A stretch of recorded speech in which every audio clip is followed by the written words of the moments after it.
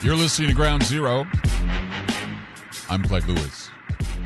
Now, you may think that what I'm saying about Zelensky showing up on the Grammys is bad. You're saying, well, you know, that what does it hurt to have him on like that?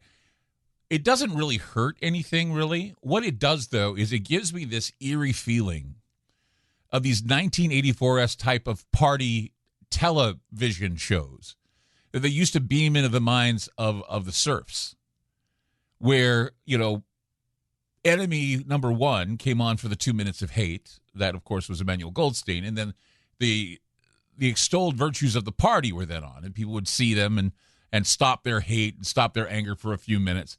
I mean, I'm always curious as to what extent do large events such as terrorist attacks, genocides, natural disasters, war, I mean, these events, to what extent do large-scale events such as these, to what extent do entire populations experience one level or another and disrupt the public into doing things that they wouldn't normally do?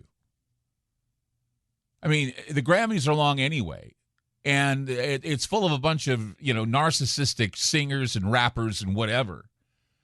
And then all of a sudden we break here. You know, I think it was Sean Penn that said he would smelt his Oscars if Zelensky didn't appear during the Academy Awards. But he did appear on the Grammys. And I was blown away by the fact that he was. Not that, you know, not that I thought it was bad that he was on. I mean, yeah, of course, it's a given that he'd be on. But it's just the idea that we have done this now, that we are doing this now, that, you know, we are allowing this type of thing to happen, and people are just buying it and are willing to say, okay, I mean, obviously now our musicians support this. I'm just aggravated. And when I'm aggravated, I'm trying to look away I'm trying to look at the way that we are seeing our own economies, our own lives being whittled away. And the reason why is because it's all being accelerated with the use of propaganda that has convinced people that whatever we are doing now, we have to drop everything and eliminate a threat that we've been brainwashed into believing exists for 4 years. And that we have to take on this idea that it's our responsibility and our collective guilt to eliminate the wrongs that apparently people perceived went on during Trump's presidency.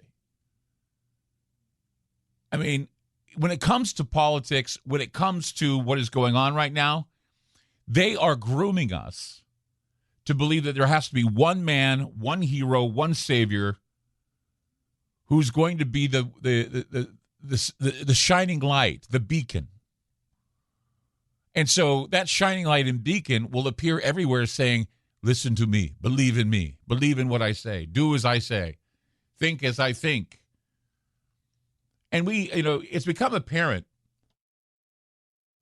that the current condition of our lives, the destruction of our constitutional rights, the administrative government, it's all a product of something far darker than some idiot chief executive and his, I don't know what you call his attitude. He sounds like a dictator as well.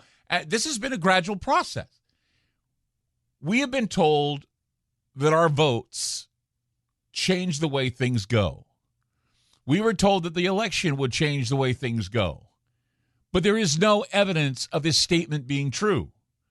And now, with all of the shootings that have gone on, the shooting over the weekend that's happened, it is now worn out. It's a worn out trope to get the American people to just knuckle under and say, everything's gone to hell, leave it up to the government. And we are spiraling closer and closer to our own death. And the reason why is because we're so gullible, and we've developed this attitude of a suicidal adolescence, and we continue to feel invincible for some reason. I mean, we think to ourselves, we're never going to be taken over by some nefarious force hell-bent on rendering us into slaves, but it's already happened. You understand? The force is here, and they are pushing the buttons and putting everyone closer to a day-to-day nightmare on a psychological and deep spiritual level. They've been probing us with emergency drills. They've been telling us that, we need to, buckle down and be prepared, lock down, all of these things. And it's all security theater.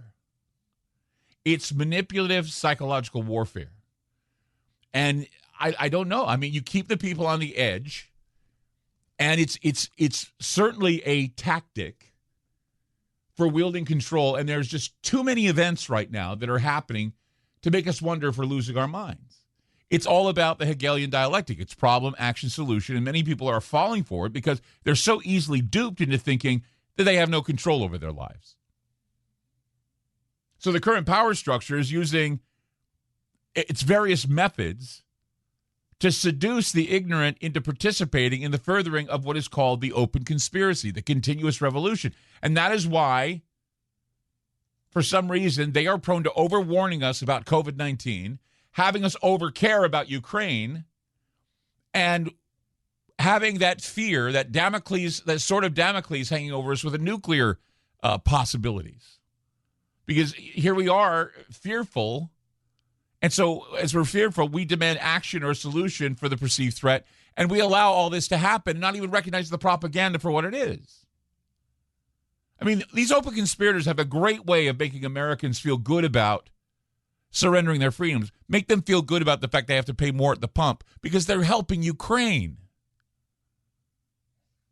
Let them give up their rights because they're helping Ukraine. They're fighting against Russia. But what is that? It's one more empty security promise from the state.